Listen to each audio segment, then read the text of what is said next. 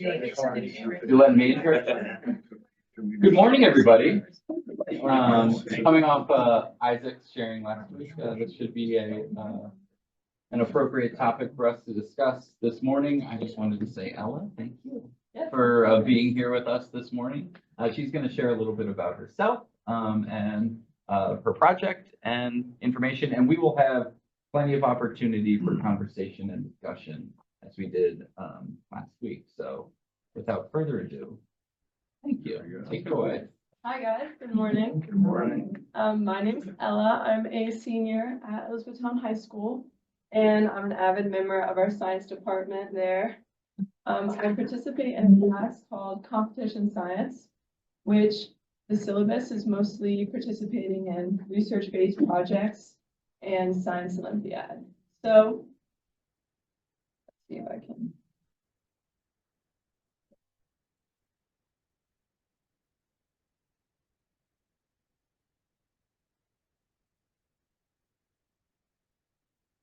Is it advancing?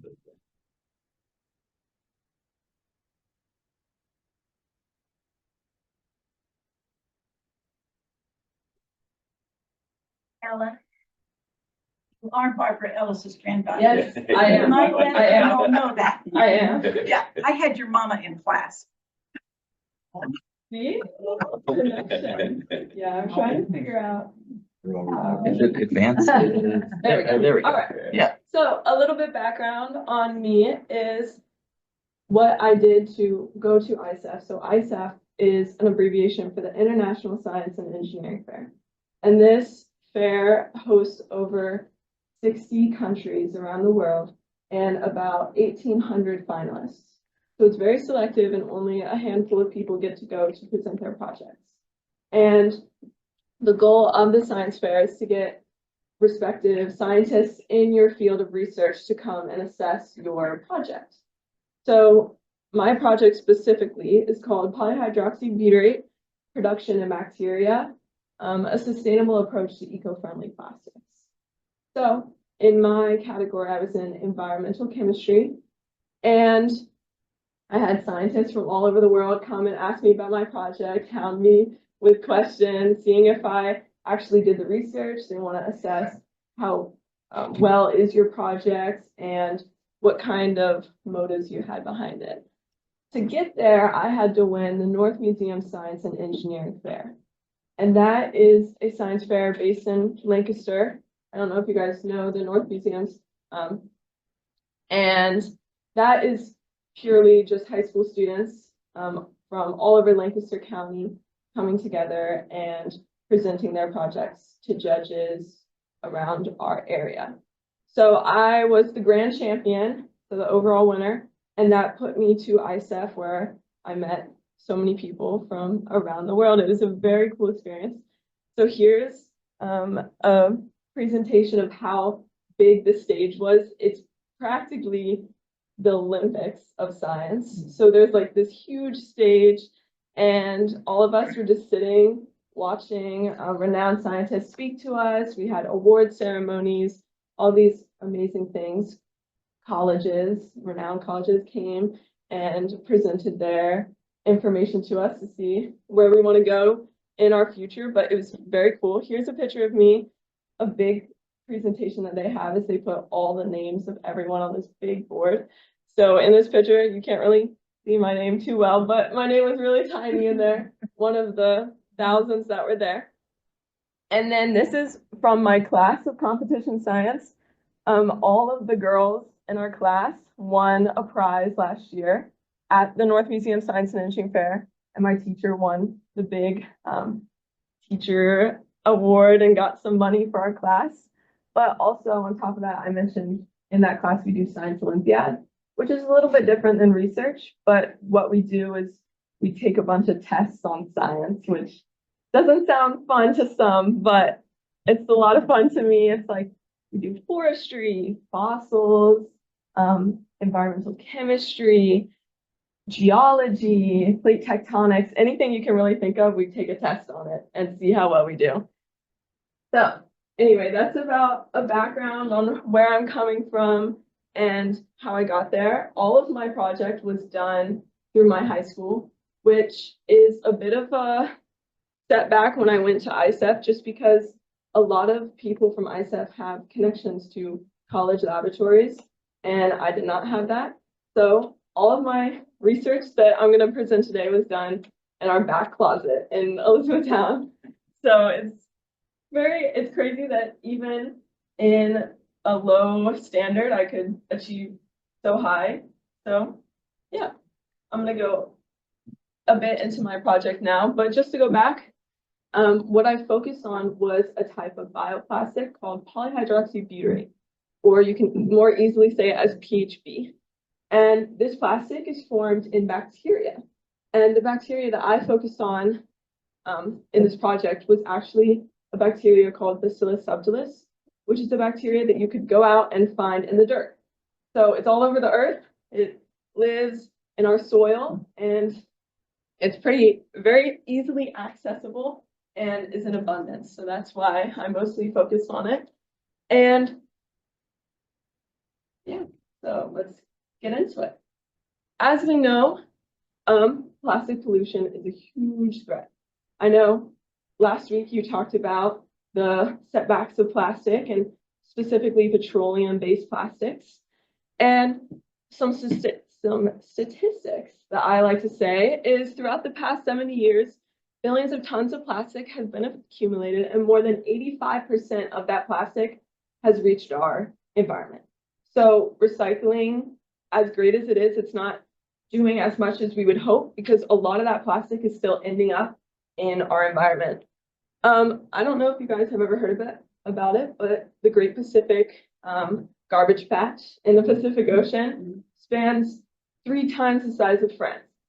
So it's a huge problem, and that's mainly why I wanted to focus exactly on this topic, because it hurts me so much when I see all of these statistics and I see that we are damaging our earth so greatly with a plastic that we thought was going to industrially grow our earth, but in reality, it's just hurting it. So as it becomes clear that plastics are negatively affecting our planet, I wanted to find an alternative solution. And what I did was I did some research and I found, oh, scientists are really honing in on carbon nutrient plastics. But what does that even mean? So PHB derives from a family of microbial polyesters. So what that means is this plastic is mostly formed as a carbon reserve for these bacteria. So when these bacteria are succumbed to very limited nutrients, but an excess of carbon, which is just the element, and a carbon source is anything that a organism takes a carbon atom from to grow itself and its nutrient and fuel its fire. So as I saw, carbon excessive environments are growing a lot of these nutrient reserves. And we can see right here inside one of the bacteria, they form all of this nutrient reserve because they're like, I need to continue to live. I want to fuel my life and keep going. And they just keep on growing this inside themselves. So if they do succumb to bad weather, environment, they can keep living. So this is what it looks like. This is a granulate of PHB, and it's just laying inside of that bacteria and forming and all that stuff.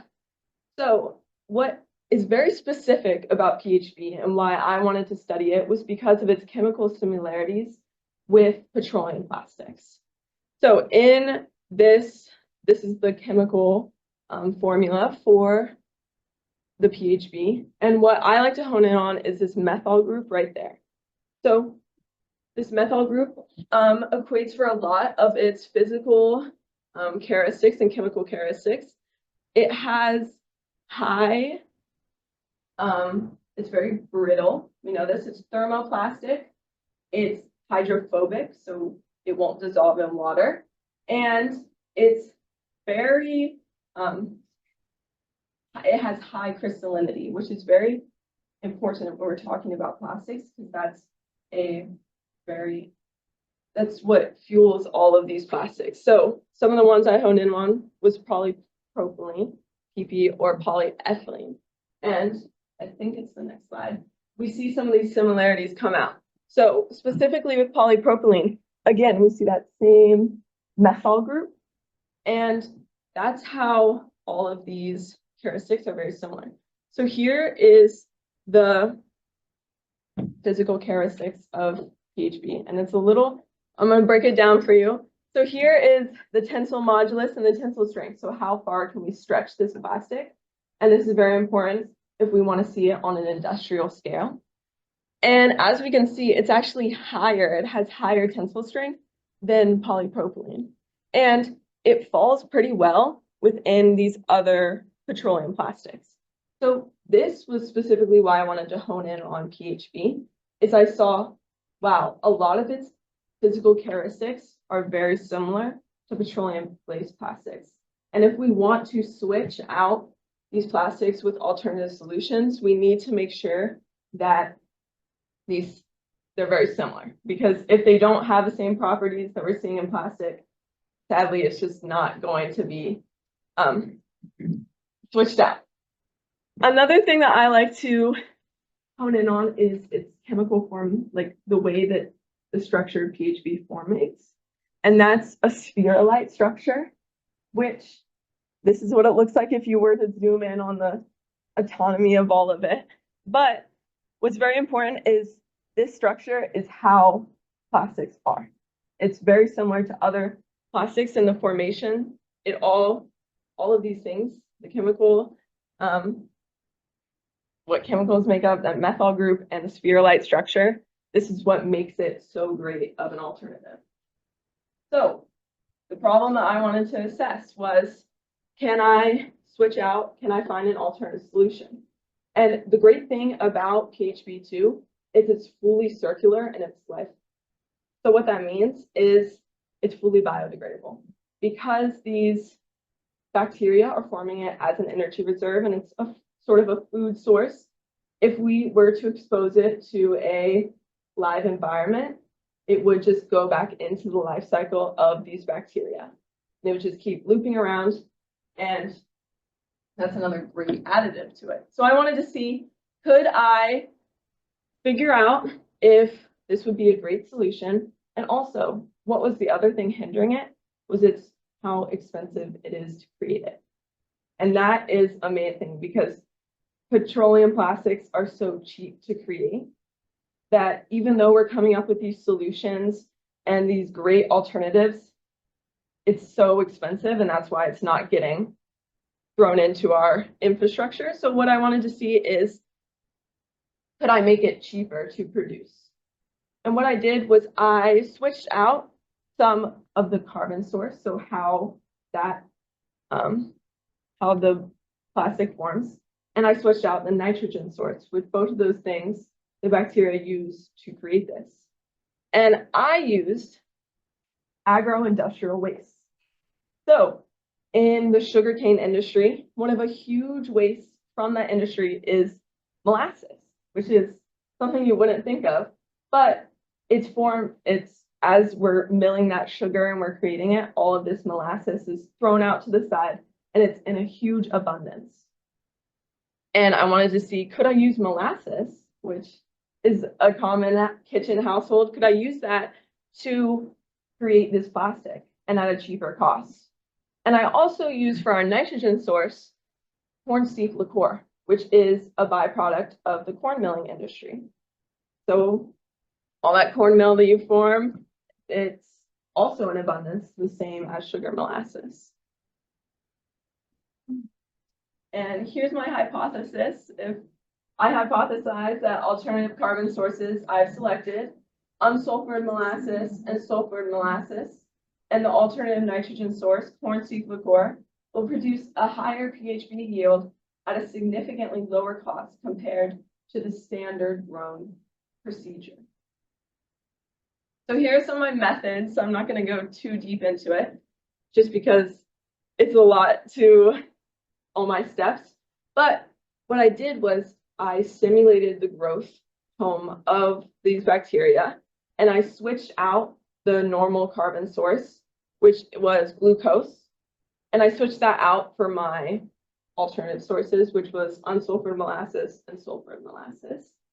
And then I switched out the nitrogen source for the corn steep liqueur.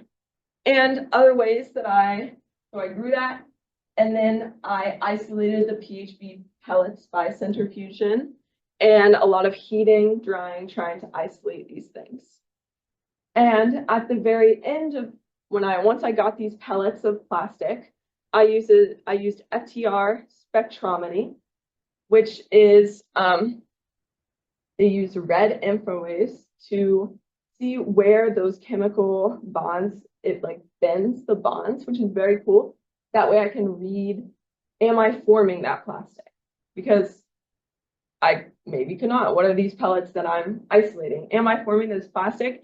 And with that alternative source, is it forming the same thing? So I wanted to see, like, even though I'm extracting these pellets, is it the same as the standard PHB? Because if it isn't, then that would be a problem because we need those same chemical properties. So here we go into my conclusions. These are some graphs that I put together, and pretty much what I did was I stimulated that carbon excessive environment. So like I said in the beginning, they form these PHB particles, granulates, because more and more of that carbon nutrient is being exposed to them. So I slowly increased the carbon source, and I saw like slowly increased in how much of it I put in these growth broths. And I wanted to see, is it still going to form more PHB, and how much PHB per bacteria grown. And these graphs sort of show it. So out of everything, this is how much of the bacteria I isolated. And then of that bacteria, this is how much of that being created the PHB. So as we go through in the first stage, it's about the same. All of the neutral carbon source, it's similar properties. And as we slowly increase, we see, oh, unsulfured molasses, sulfur molasses, it's creating more PHB per the biomass generated. So we can see that here, there's more of that bacteria and there's more PHB versus the standard glucose. And when I substituted corn steep liqueur, it's the same thing. So more of that PHB is being generated versus our standard glucose or sucrose. Is there any questions so far that I can help clear up? No? Okay, if you guys have any questions, feel free. And here are my FTIR scans. So with just the substitute of the carbon source, we see about the same of these peaks show where the different chemical bonds are. So what I'm looking for is, are these peaks similar? Because if they're similar, they have the same chemical bonds and they're going to have similar properties. And we can see throughout the whole thing is that these alternative plastics that I created have very similar peaks, and that shows that they have very similar bonds to what is originally formulated with PHB. And the other thing that was very important was, does this actually minimize costs? Which we can see here. So in the standard grown procedure that they have today, it costs about $40 per kilogram of PHB, which is a lot because the number for petroleum plastics is like less than 12 cents, I think, per kilogram. So it's very cheap. When I substitute the molasses, it's 39, not too big of a difference. And then finally, when I substituted that corn steep liqueur, it went down to $12 per kilogram of PHB.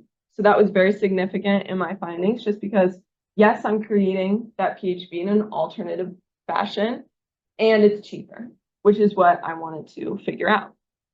And I have some pictures for you here of these samples underneath a microscope. And we can see, just because of the color of the molasses, it created a sort of orange plastic. But in labs where they're substituting molasses and trying to see if it works, they usually strip the dye of the molasses just because they want to make sure that doesn't affect it. And I didn't have the means to do that, so that's why it's orange.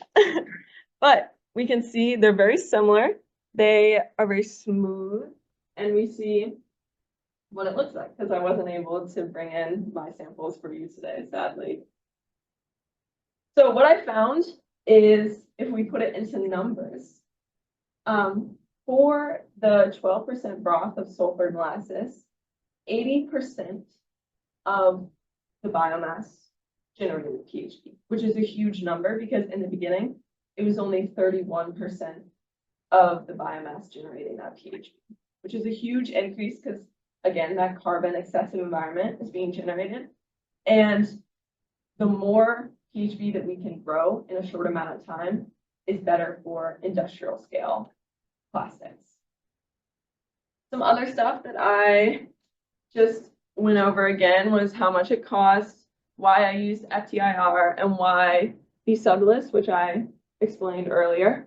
And when I was going through my process, I used turbidity, which is the measure of how, colored, how particled the water of the broth is, just to see, am I stimulating growth or not? So this is just like a more wordy description of what I explained to you of my conclusion. But overall, what I found is this can be an alternative solution. And if I, a high school student, can use agro-industrial waste to significantly minimize the cost, what other solutions could there be out there? Could we use other agro-industrial waste to stimulate this? Could there be other bacteria out there that formulate other different types of PHB and at a faster rate or at a greater rate? So this is what a lot of scientists are looking at right now. And just as I found, it's a very promising alternative. And that's about it. So that was the extent of my project that I was presenting, but we can go more in depth if you guys have any questions about certain aspects. And, or if you want to hear about my time at ISEF, I'd be happy to share. It was lots of fun. Where was that? Did you So- say that and I missed it? No, I forgot to say that. So because I won, ISEF was in LA this year. So I got a all expensive paid trip to LA, and it was about a week span that I was there in the heart of Los Angeles. So it was very fun. Yeah, I'm gonna pass around.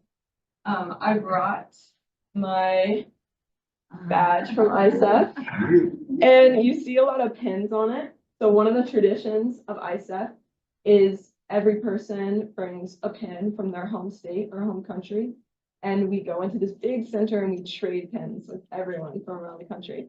So I have a lot of different pins. I have pins from people from Japan. I have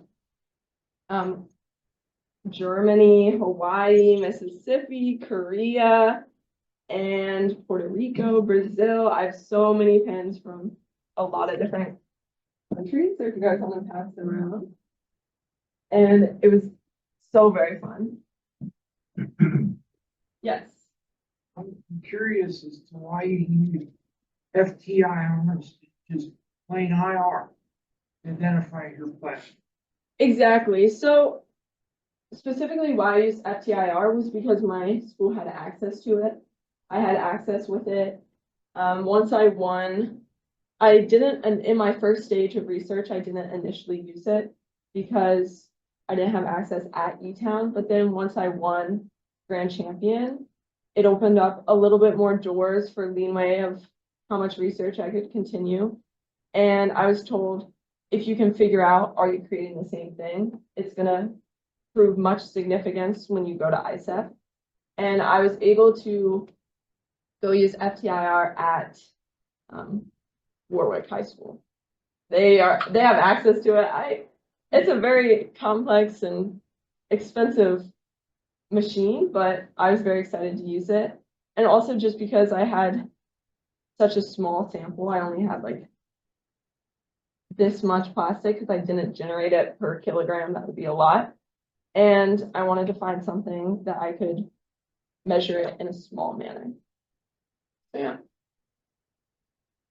Yes. So what would be your next steps? What else do you want to test with this project? Exactly. So if I were to continue with it, I would want to study the biodegradability and is it fully a life set, like a full circular life cycle once I substitute these alternative solutions. Like if it's molasses, are the bacteria still going to be inclined to regenerate it and absorb that nutrients? But yeah, and I'm in the process of my next science fair project this year. So if you guys want to hear about that, I can tell you that too, but oh, you okay. Let me pull it up for you.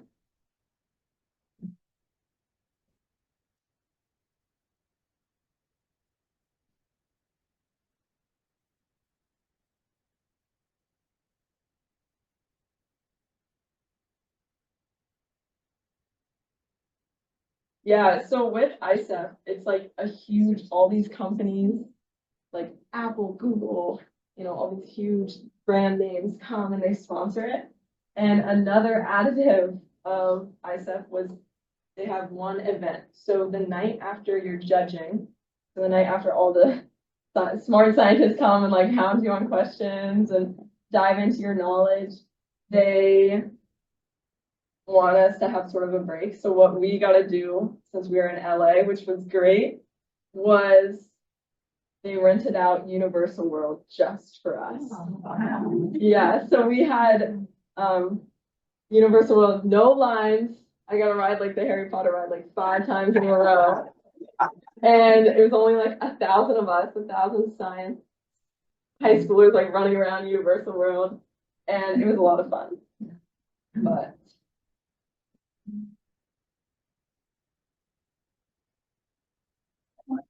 Have there been other students from Etown High School who've gone to the international level?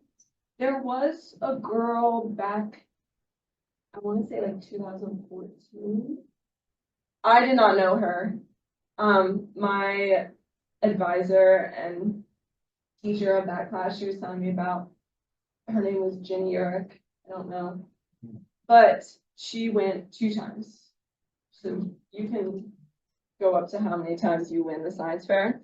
So she went 2 years in a row, and I do not recall what her project was. But I was one of the, it's been a while since someone has gone. So my teacher was very excited. I'm not sure how to get this.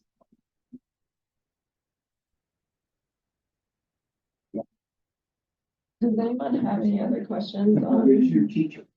Oh, Teresa Swanson, Dr. Swanson. She. Oh. What colleges are you looking at? Oh, what next year? colleges? Oh my goodness. So my goal is to go to a research-based college and somewhere that I can get, specifically my future aspiration is to get a degree in environmental chemistry, atmospheric science, or planetary astrophysics.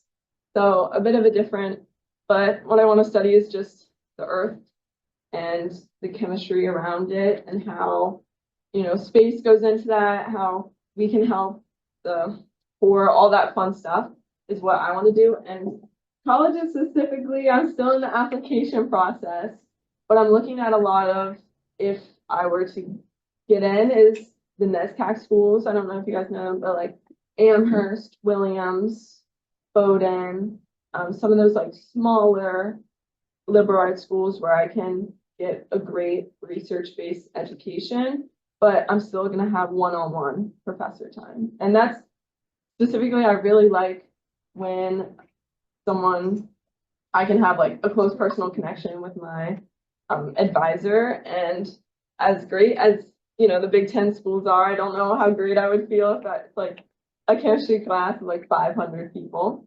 So I'm looking at a smaller school, but also where they are well known for their research and, yeah.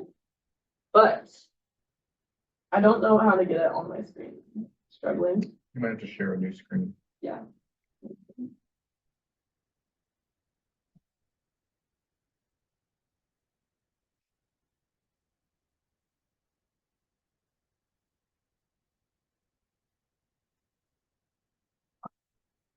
So it just got approved. So I can confidently say I'm going to begin research. But my next project will be on enhancing ocean fertilization through engineered nanoparticles, which ocean fertilization is the process of when we put environmentally safe chemicals into the ocean to try and stimulate phytoplankton carbon dioxide absorption. So it's a novel approach towards atmospheric carbon dioxide removal and trying to get the phytoplankton, which they get their energy through photosynthesis, trying to get them to absorb more carbon dioxide to reduce the CO2 levels in our atmosphere. And I'm doing that through different green synthesized engineered nanoparticles to try and see if I can do that. So that will be my next project, and we'll see where it goes. Yes. Does your study include what effect that might have on the food chain? Yes. So I'm hoping to study, is it going to deteriorate the ocean, like other life in the ocean, and what it would have on effects of the chemical levels in the water per se too. There's also, I don't know as much on it yet, but I know there's also problems with carbon sinking in the ocean, where as that more of that carbon dioxide is absorbed by those phytoplankton, the phytoplankton die and they sink to the bottom of the ocean, and that generates some problems. So I'm also going to be seeing, is that going to affect this? Is it going to increase it or decrease it? But I know a lot of people are working on this too, but in past years, a lot of studies have been just on iron particles being added to the ocean, and it's not as much of a solution as people hoped it would be. So I'm trying to not use iron and see, can it still happen? Yes. You have what material you have in mind for nanoparticles? Yes. I can scroll down the video. This is exciting. So I'm mostly going to do aluminum oxide, and I'm going to form using, all of these are with like leaf extracts. I'm going to try and synthesize these because, again, I said I wanted to use a green way of producing these. I have silica nanoparticles, nano zero valent iron nanoparticles too. So those are about what I'm going to be using for that. I have not begun research, but I'm going to be starting my research next week. So I'm very excited. I don't have as much of a background on this as I do my past project, but I'm very excited to start it. And my science fair is in March, so we'll see what plays out in that area. But yeah, I just specifically, I got into this class and I figured I've been doing the science fair for 4 years now. This will be my 4th year. And freshman year, I was like, this is crazy. Why are people doing this? This is a lot of work. But as I found out that I can really hone in on types of science that I really like, and I started growing into what area of science I want to go into the future, and I discovered I really like research. And it's definitely a niche thing. Like not everyone loves research because it's very repetitive. You have to keep repeating your processes, but I really love it, and it's a long process, but as we see it all, it works out. As even though I went to ISEF and I didn't end up placing in my category, but I still had so much fun, and I met my neighbor from my project was from Kuwait, the country of Kuwait. My other side was from Shanghai, And it was just like all these different languages, all these different cultures that I could go around. We would all like go around to different people, and it was just a lot of fun. So it's a once in a lifetime experience, and my love for science got me there. So I'm very excited to see where it will continue to take me. And whether that's to one of my dream schools next year or not, doesn't matter as long as I can keep doing research. And I eventually want to get my PhD. So a long road of school ahead of me, but I'm excited. Yes. Generationally, when I was growing up, I think there was a lot of hope that was put into recyclings and not a lot of like concern about plastic. Yeah. So even in like the 90s, I think people were starting to realize that, this could be a real pollutant and problematic, but I think there was still a sense of, oh, like we'll figure this out, or Yeah. it's like not that big of a deal. So generational, I just don't remember growing up with like a deep concern amongst my peers about using plastic. So what I'm curious about is, 30 years later, is there, in your generation, is there any sense that, like, has that narrative changed? Do you sense that people are like, oh, plastic is not good, or we should Yeah. try and not use plastic? Like amongst people your age, is there like a concern about that, or is there still kind of this hope that, oh, we can use plastic and we'll just sort this out later? Yeah. So I feel like in our community, like in Elizabethtown, I have friends who share my same Mhm. like thoughts on plastic, and we're like, we really need to. We're the next generation. It's our job to combat this. And then when I went to ISEF, I really saw it in a widespread. Like a lot of people at ISEF were just like-minded as me, and it was very hopeful to see all these people from around the world sharing same thoughts. We were like going back and forth. What was your project on? Oh, your project's on biodegradable plastic. Mine's on like some other great sustainable alternative. And it's just a lot of the things that we're trying, a lot of the science fair projects that I saw was trying to find alternative ways that we can help our earth. And it's really hopeful when I went there. And especially in like the science department at Elizabethtown isn't that big. We only have like small group of kids that are really dedicated to science. But I know that after going to ISEF and seeing all these people sharing my same thoughts, I'm very excited to see what we can do in the future and how we can combine our knowledge to help combat these things. But yeah, it's very hard when it's become an industrial norm. It's just skyrocketed the amount of plastics we produce, and it's actually the demand has surpassed demand on like steel and cement. And it's really hard when we've formulated plastic as like our main source of, we have plastic in our buildings, we have it in our food, like food packaging, all of these different things that we use. It's sad, and it's just become a norm. And what we don't know a lot of is just how those microplastics are going to affect. Because we see the big plastics, we see like a plastic bag floating on the side of the road, but we don't see those microplastics floating throughout the air, in our soils, in our water system, those sort of things that I think are really going to harm us more in the future. So.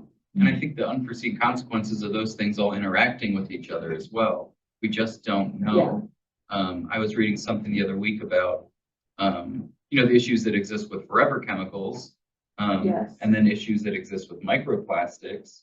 But the combination of forever chemicals and microplastics together is like worse than either of those things individually, just the way that they interact with each other in the environment. And so I think there's a lot of unknowns out there, and we're kind of wading forward into a future of, there's just going to be, unfortunately, it's going to be, I feel like it's going to be one of those things that it's almost feels like it's too late, where it's like, oh, everyone has cancer from these things in our bodies and things like that. I know. And specifically with petroleum-based plastics, it also just destroys our planet with the fracking of these plastics and how we create them, and we extract the oil, and then we like, it's all this processes that also harms our planet because we're extracting all these things that we need to create it. So it's so detrimental, and I feel like it all just comes to how you educate yourself, and do you know about these things? Do you take the time to read about them and advocate for them in the small ways that you can? And a lot of I think that's just how it starts, and then holding the big companies accountable for these processes that they're undergoing and gaining a profit on.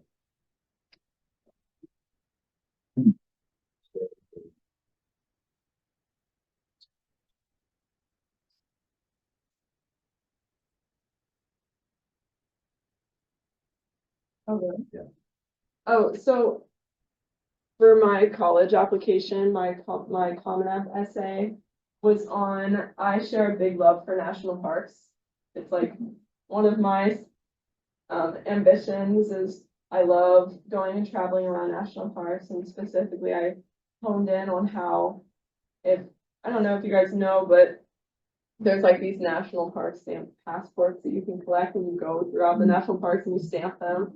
And I have one of those, and it's like my most prized possession, so I wrote about that. And that really inspired me to go into science because it was actually on the trip that we went to Colorado a couple years ago, is through the youth program. We hiked up one of the Rocky Mountains, and I saw off to the side all these scientists working on the top of a mountain, and I never thought that was like, I never really thought about it. I just knew, like, I was like, oh, scientists, you know, they work in a lab, they do all these things. And then I go to one of my favorite national parks and I see, oh, there's a bunch of scientists on the side studying rocks and all these cool things. And I'm like, that's what I want to do with the rest of my life. And it was, what was his last name? Brent Herb. Yeah. Yeah. Brent Herb was the one that introduced me to the National Park Passport. So he made a feature in my essay. But yeah, I'm very excited, and a lot of the inspiration, just all the scientists that I've seen in my years have given me, is what has inspired me today to continue with this. And yeah, I'm just seeing a chat. Brent came out of this church, and a couple of years ago, he was here to talk about his role in the Park Service. That's a neat connection. Thanks for mentioning. Yeah, no, I loved getting to see his national park passport, and it was just like filled with all these stamps, and I'm like, that's what I want to do. So yeah, yes. What is the mix between men and women are women more women than men? What's that mix? As In we the see science that in the field? future, yes. Yeah, I know that not as many women are in STEM fields as men. It's more of a male dominant field, especially once you get into like more of like the hardcore sciences like mathematics, astrophysics, all like planetary science. All of those things are more male dominated, and it's definitely a daunting thing going into it as, you know, a high schooler, and seeing that the fields that I want to go into, which is, you know, chemistry and astrophysics, are not as well known as a female dominated like course. But you know, I think that seeing ISEF and seeing all these people my age and seeing a lot of girls there just really like made me excited for the future. And these are people from all over the world, and it's such a hard selection that like I don't even know the millions others that were in the science fair that they needed to win to qualify this. And even at our science fair in Lancaster, I know there's a lot of girls there. And as you saw, like all the girls in my class continued, and we won everything. None of the boys won any awards. We were the only ones to win it. So it's very hopeful. And I know a lot of my friends from that class, they were senior last year. One, Lilia Alvarez, she's at Michigan studying aerospace engineering. One of my friends, Michaela Condren, is at Williams studying geoscience and biochemistry. And all these things are very exciting. And I think it all starts with just like including science in our education. It's so important. If I never would have taken that class in my freshman year, I never would have been here. And yeah, it makes me very hopeful that in the future it can be an equal ratio or maybe even more women. Hopefully. So yeah. But any other, yes. If I can drag you back to your original project. Of course. When you started out, did you look at other bioplastics and hone in on the one you chose? Or Yes. is that just so high above everything else you didn't have to think about it? So what I maybe brushed over very quickly is PHB is actually in the family of PHAs. Let me see if I can.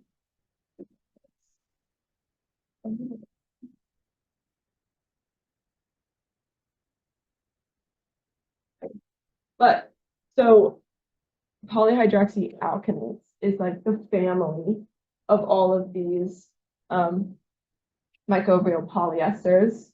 And specifically, I saw that a lot of studies were on PHAs and all that there's so many different types with like different chemical structures and how like one bacteria is going to generate a different carbon source and reserve than like another bacteria. And maybe I know they're studying bacteria in like the lakes. So bacteria in the soil is going to generate a different chemical structure of their bioplastics than a bacteria in a lake.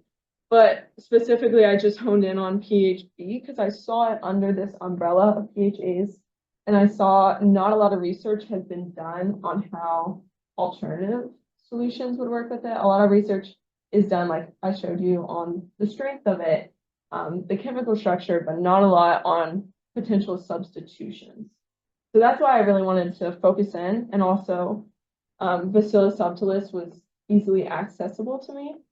A lot of the other PHAs, I said, like, I know there's studies on PHAs from lake bacteria, or like all these very niche, like they extracted it from mangrove soil, like all of these very different things, but specifically I could just go out, get some dirt, swab it, get Bacillus subtilis, and then see if I could generate PHB. Yeah. Yes. You may not know this, but if you increase the amount of carbon like in your chain, does that increase the branching or does that increase the length of each monomer? So I know it's a linear chain chemical, and even though I was increasing like the amount of carbon it was exposed to, it didn't really change anything in how it linked up, I want to say. And just that purely we saw that with my FTIR scans. And I wanted to make sure, like, if I'm going to keep increasing the carbon, is it going to change that? And just because I hadn't really seen it in a lot of the research papers I was showing, so I want to say that my FTR was a good hindrance of that. But again, like, I don't know how high tech my FTIR was compared to like different industrial scientific FTIRs. And yeah, so it's very hard. I know I really wanted to study the crystallinity structure of everything and how, I don't know if like what I made, the plastic I made, how pure it was. And if I had impurities in it, if I had, you know, impurities in the crystallinity structure, which is how the atoms are arranged. And that I couldn't really tell as much, which I could see it a little bit with my FTIR because there's a slight difference in the peak severity. But other than that, I don't really have the means of crystallinity evaluation, so. Yes, What would that take? I mean, is that a powerful microscope that would be able to see? I mean, when you say you don't have the means, what would you have if you had the means? I know, like, I remember I went up to my teacher and I was like, oh, do we have this? And it was like some very complex machine, and I'm not sure exactly the name, it slipped my mind, but I know that it takes years to like get a pure enough structure to study the crystallinity.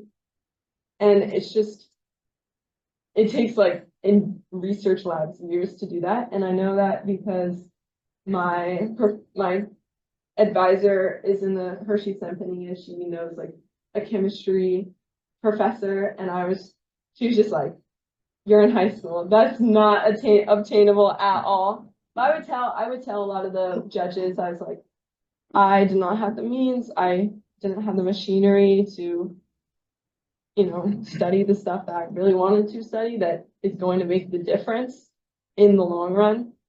But there's only so much I can do in my closet of a space in Etown. I'm thinking that, when you're infrared, if you can watch the peaks that relate to terminal methyl groups, Yeah, that's gonna give you some hint. yeah. about Branching versus straight chain.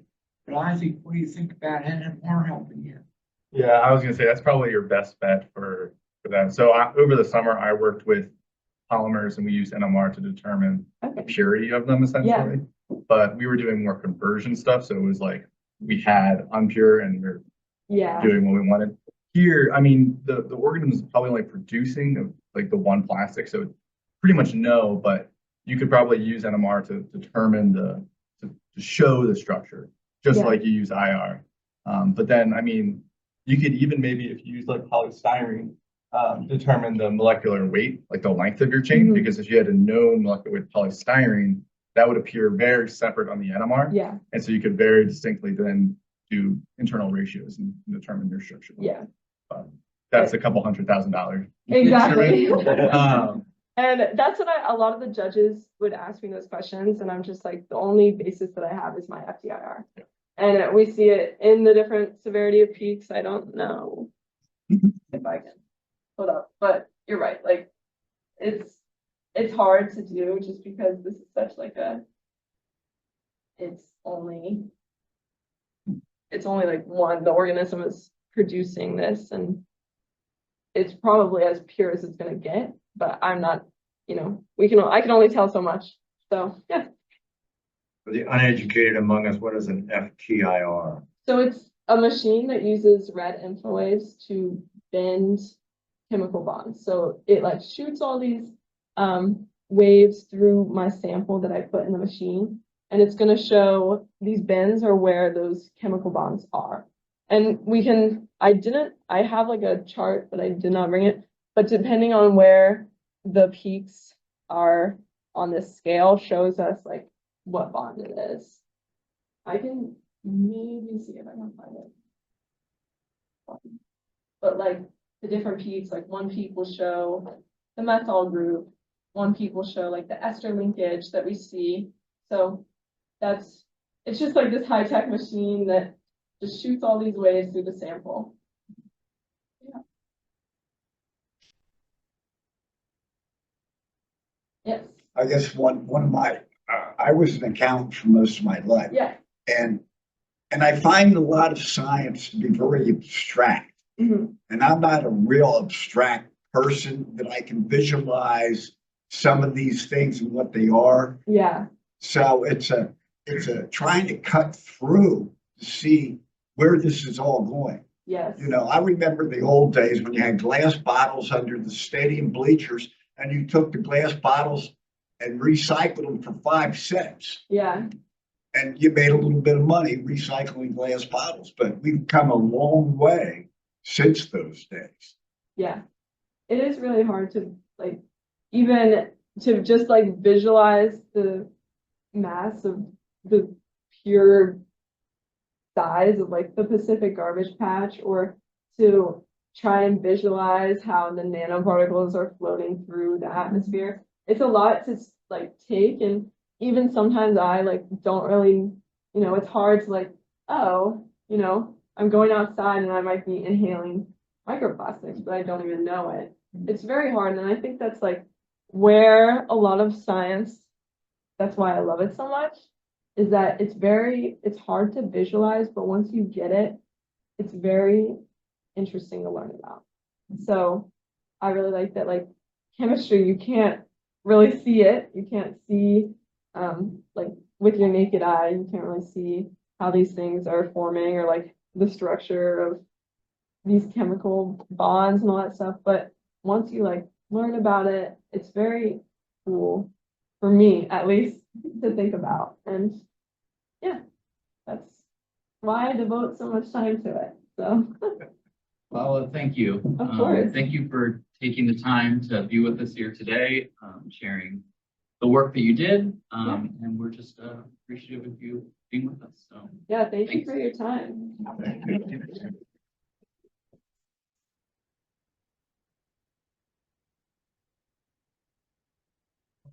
Yes.